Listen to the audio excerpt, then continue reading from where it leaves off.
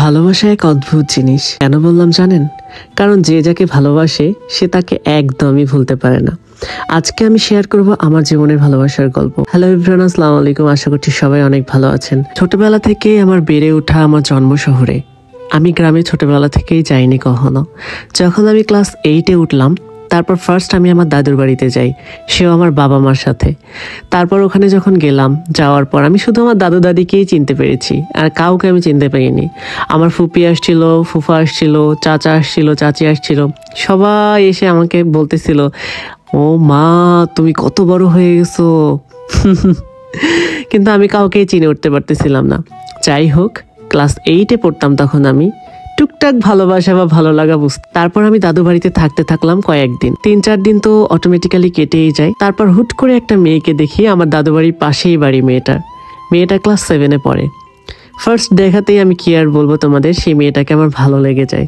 আমার মনে হয় যে আমি এরকম সুন্দর মেয়ে কোথাও দেখিনি। এত সুন্দর মেয়েও হয়, আমার কাছে এরকমই ফিল হইতেছিল। যে যাকে পছন্দ করে, যে যাকে ভালোবাসে, তার কাছে হয়তো তাই মনে হয়। তো আমার কাছে তাই মনে হচ্ছিল। আমার মনে হয়েছে আমি এক দেখাতেই তাকে ভালোবেসে ফেলছি। কিন্তু আমার থাকা জাস্ট 7 দিন, তার মধ্যে 3-4 দিন চলেই গেছে। তার মানে আমি দাদু বাড়িতে থাকবো আর 2-3 দিন। তার সাথে আমি কিভাবে হ্যালো হাই করব, বা তাকে আমি কিভাবে আমার মনের কথাটা জানাবো, সেটা আমি বুঝতেই পারছিলাম না। এর মধ্যেই একটা মজার ব্যাপার ঘটলো। দাদি বলতেছিল চল তো পাশের বাড়িতে যাই, ঘুরে আসি। আর পাশের বাড়িতে যাওয়ার কথা শুনে আমি তো জাস্ট অবাক হয়ে যাই। তার মানে হচ্ছে ওই মেয়েদের বাসায় যাবে। তখন আমি দাদির সাথে লাফাইয়ে বলতেছিলাম যে হ্যাঁ হ্যাঁ চলো চলো চলো চলো। দাদি বলতেছিল কি ব্যাপার, তুই এরকম লাফায় উঠলি কেন ওই বাসায় যাওয়ার জন্য? আমি বললাম তোমাদের বাসায় আসার পর থেকে তুমি কি আমাকে কোথাও ঘুরতে নিয়ে গেছো? দাদি বলল ও আচ্ছা তাই, তাহলে চল। তারপর দাদি আমাকে নিয়ে গেল।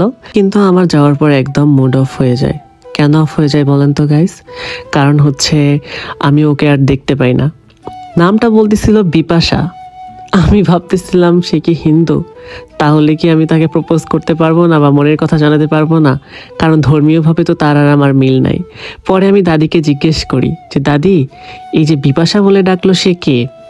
তখন বলতেছে ওনার নাতনি। তুই যেমন আমার নাতি, ঠিক তেমনি আমার বান্ধবীর নাত। আমি অবাক হয়ে যাই এবং দাদিকে আবার জিজ্ঞেস করি তারা কি হিন্দু? তখন দাদি আমাকে বলে যে না, তারা হিন্দু হতে যাবে কেন, তারা তো মুসলিমই। তখন আমি আবার খুশি হয়ে যাই। তার কিছুক্ষণের মধ্যেই দেখি মেয়েটা বাসায় আসলো। আর বাসায় আসার পর সেই মেয়েটা আমার দিকে তাকাই বাসায় ঢুকলো। একটু পর পর আমার দিকে তাকাচ্ছে, আমিও তার দিকে তাকাচ্ছি। এরপর দাদি তো চলে যায়, আমি ওখানেই রয়ে যাই। তারপর ওই মেয়ের সাথে আমি কথা বললাম, আড়ালেই কথা বললাম যে তোমাকে আমার পছন্দ, ডিরেক্ট বলে দিলাম। মেয়েটিও আমার ভালোবাসা গ্রহণ করে নিল।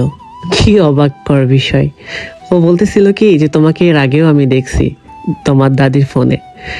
আর সেও আমাকে পছন্দ করলো, আমিও তাকে পছন্দ করলাম। কিন্তু কি আর করার, আমি তাকে ছেড়ে চলেই গেলাম ঢাকা।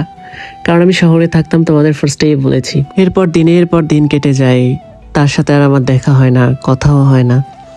শহরে পড়াশোনা করতে করতে আমি তখন ভার্সিটি লেভেলে চলে যাই। এরপর আমার মনে হয় যে না, আমি আমার দাদু বাড়িতে যাব এখন বেড়াতে। মাঝখান দিয়ে আমার যাওয়া হয়নি গাইস, এটা বলতে ভুলে গেছি। আমার দাদা দাদি আসছে শহরে, কিন্তু আমার যাওয়া হয়নি আর। তো কলেজ লাইফটা টোটাল পার করার পর, ভার্সিটি লাইফটা পার করার পর আমি আবার দাদু বাড়িতে যাই। যাওয়ার পর ওর সাথে আমার দেখা হয় বলতে ওইও আমাকে চিনতে পারে, আমিও ওকে চিনতে পারি। বাট আমি ভাবতে পারিনি যে ও আমাকে এতদিনেও মনে রাখছে। তো গাইস, তারপর আমি আর বেশি তোমাদের না বলে আমি আমার স্টোরিটা শেষ করার দিকে যাই। তারপর হচ্ছে আমি আমার ফ্যামিলিকে জানাই যে আমি তাকে পছন্দ করি, এবং ওর ফ্যামিলিকে জানাই। যেহেতু ওর দাদি আর আমার দাদি ফ্রেন্ড ছিল, তারপর আমাদের ভালোবাসাটাকে গ্রহণ করে নেয়। আর তারপর কি হলো, তারপর আমাদের বিয়ে হয়ে গেল। এটাই ছিল আমার সংক্ষিপ্ত গল্প। আর আমরা এখন অনেক ভালো আছি, আমাদের জন্য সবাই দোয়া করবেন। আসলে গল্পটা আমার না, গল্পটা হচ্ছে আমার বাসারই এক প্রতিবেশী। তো আপনাদের সবাইকে স্টোরিটা শোনালাম, ভালো লাগলে অবশ্যই সবাই জানাবেন।